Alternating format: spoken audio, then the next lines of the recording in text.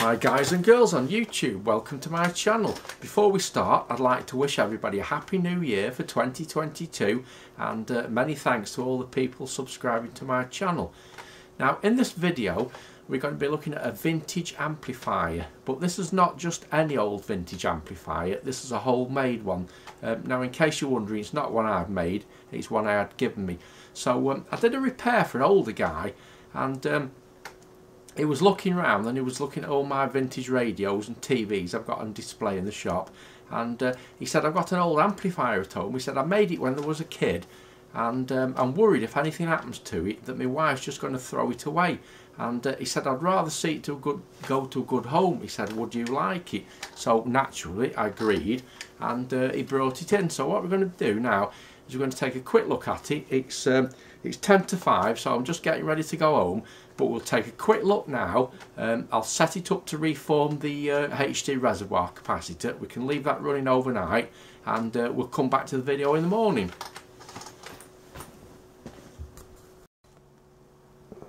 Right, so this is the item in question. It's a valve amplifier in a wooden box. There's 3 knobs on the front. The cabinet actually looks like it's homemade, because if you can see, there's a big lip there, but if we turn around to this side, there's a big gap there.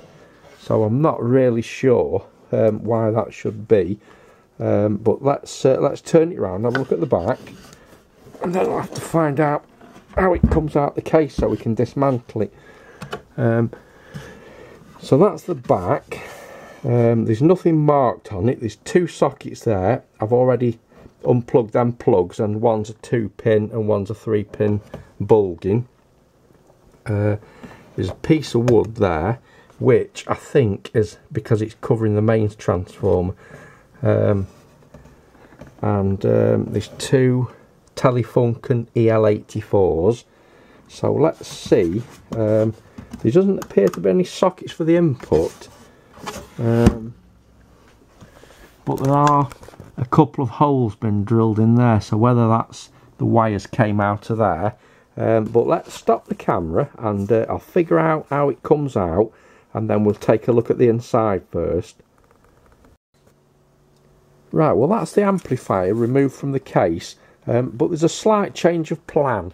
We're not going to be powering this up tomorrow, and I'll show you for why in a minute, because it's going to require some very serious restoration and very time consuming, which I haven't got time for at the moment.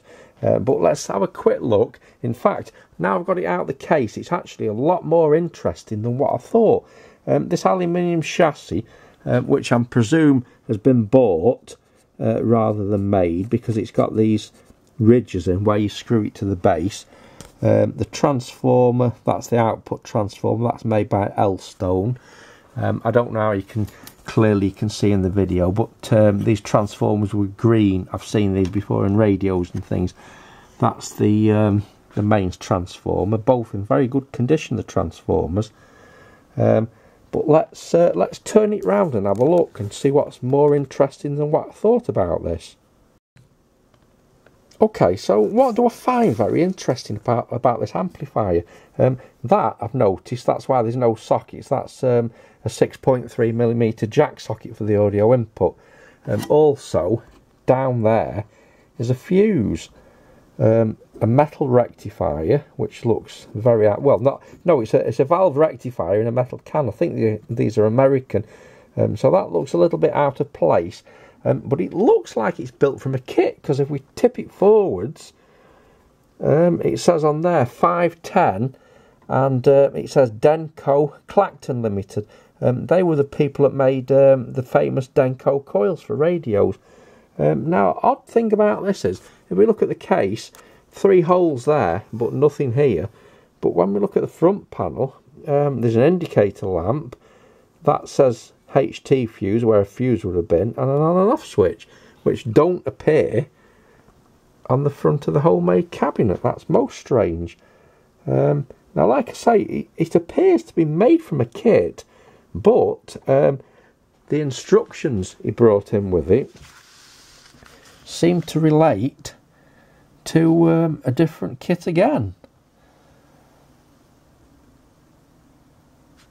So if we take a look inside here, there's also some hand-drawn notes and things.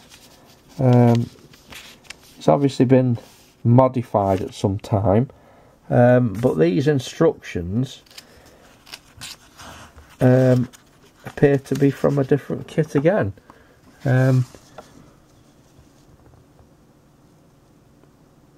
That's the price list of all the different parts. Was it the price list? No, it isn't. I thought that was the price list.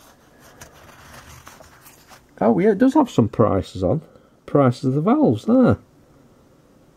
So there we've got the rectifier. He's at 81, so he's obviously used something completely different to that.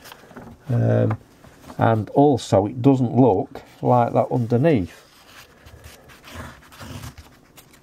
So it's a very strange thing.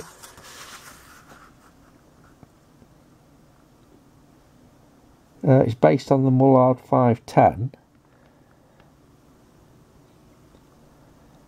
but it doesn't appear to have been made from that kit.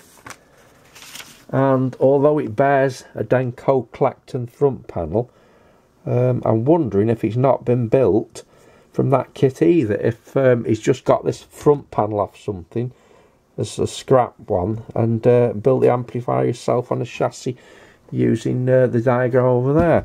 So let's take a quick look underneath first. Right, so that's a look underneath the amplifier.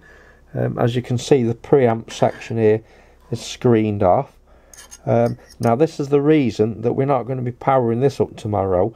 If you take a look, I thought we could just reform the smoothing capacitor, but if you take a look here, it's actually burst. There's electrolyte leaking out.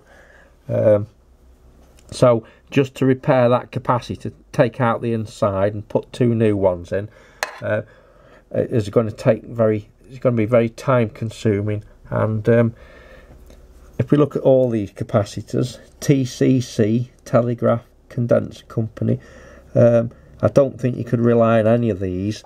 I think all of these would have to be drilled out the middle and fit modern replacements in the middle to keep the original look of the amplifier. So if you can see, there's 1, 2, 3, 4, 5, 6. That's them to the cathode bypass. The cathode resistors underneath. So obviously these are all going to be dried out. So to keep the originality of this rather than spoil it, it's going to be a lot bigger job than just reforming the capacitor and powering it up. But we can look at it. This is obviously a job for another day when I've got a lot more time.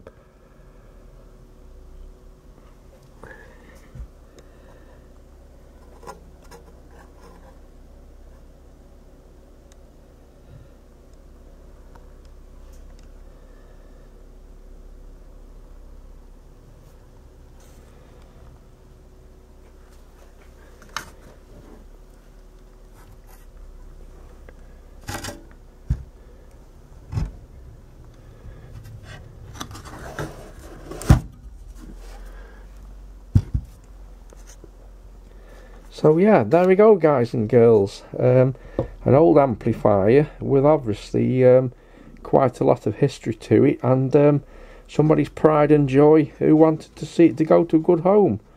So many thanks for watching, and maybe one day in a few years time we'll actually get this all restored and up and running. And that's a final view of the case. So alright guys, many thanks for watching, and subscribe to my channel, and I'll catch you in the next video. Alright, bye.